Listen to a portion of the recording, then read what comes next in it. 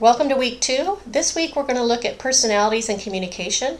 This information is not in your textbook, but it's a great introduction into chapters 2 and 3. So I always like to start off the semester talking about personalities. There will be a handout that will be available on Blackboard that will give you more information, and you can always come back to the PowerPoint presentations as well. This week, for your online portion of the class, your assignments are due by 11:59 p.m. Sunday, September 7th. What I need you to do is review the Personalities and Communication PowerPoint that is narrated by Dr. Susan Dellinger. She is the creator of this personality theory that we're going to use this semester, and she does a pretty good job of explaining dominant personalities and their characteristics. Once you've reviewed that lecture, I need you to go in and submit a journal entry.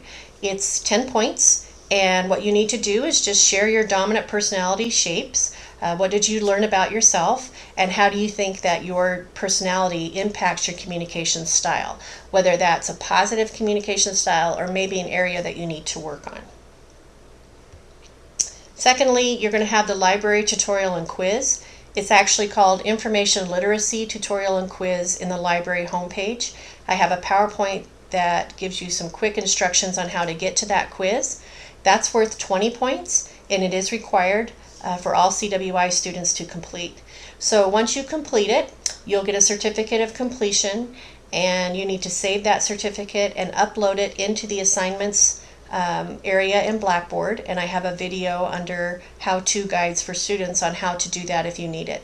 If for some reason it does not work, you can always email it to me, but my preference is to go to the Assignments tab and upload your assignment right directly into Blackboard.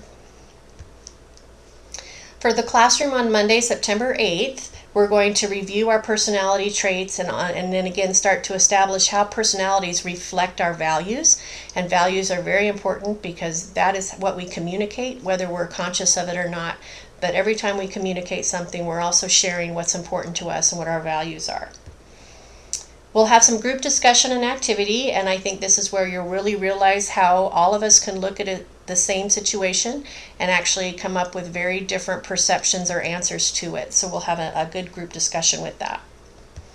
Lastly, we'll talk about, now that we understand that we are different, how can we respect those differences when it comes to personality, and how can we learn to communicate differently than our preferred style, our dominant style, in order to have a better relationship or communication with others.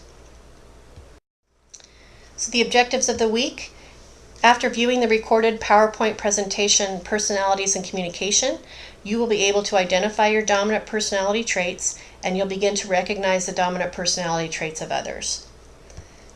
After attending class, you'll be able to understand how personality traits impact our communication preferences, and you'll be able to start practicing the ability to adapt your communication style to accommodate the style of the other. So when we talk about personality, there's a lot of different personality traits or characteristics that we all possess. And so real quickly, I just want to kind of help you understand why it's important to identify where your preferences are as far as personality differences and characteristics. So if you have a pen and paper nearby, what I want you to do is just write your signature.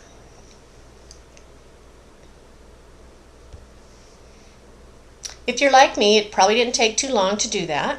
So now what I want you to do is, with your opposite hand, I want you to write your signature as well.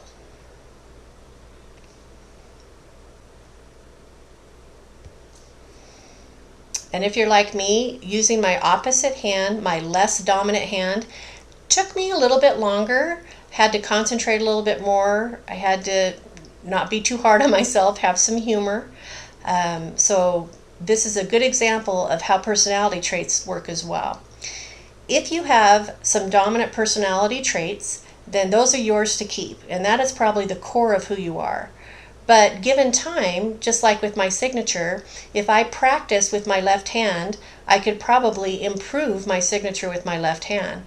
It's the same with personality traits. There are some personality traits you may not like or be comfortable with, but given time and practice and confidence, you can probably improve those personality traits as well. And for example, I'm much more of an organizer and a planner than other people around me. I like to plan, I like organization, and I actually like rules. For me, it's easy to follow. My daughter, on the other hand, is not organized, is somewhat of a planner when she wants to be, but she's okay kind of just being more fluid in her life, right? She doesn't really live by a clock, and she can make quick decisions, and she's more of a risk taker. So we're very opposite in our dominant personality traits. However, I can be more of a risk taker and not a planner, but it's just not a core of mine. But I can do it if I want, and actually Lainey can actually be organized and plan and make very good decisions when she wants to as well. So how does this work with personality and communication? When you're able to see these types of changes, you're going to have a much more better opportunity to actually communicate with different people, because you realize that they have different personality styles and therefore they're going to communicate differently. It does take practice. Just like signing your name, it's going to take some practice to get your opposite, less dominant hand as legible and accurate as your dominant, but you can do it. However, you will always prefer your dominant personality style, but with practice you can learn to adapt your behavior. And why is this important?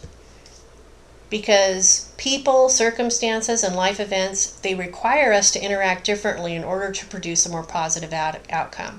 So for example, the way you communicate with your family might be very different from the way you communicate in a workplace, with your friends, or even at the college. And so being able to understand and assess an environment and adapt your communication style, even though it may not be your preferred style, is definitely going to make you a more competent communicator, and that's definitely our goal for this semester.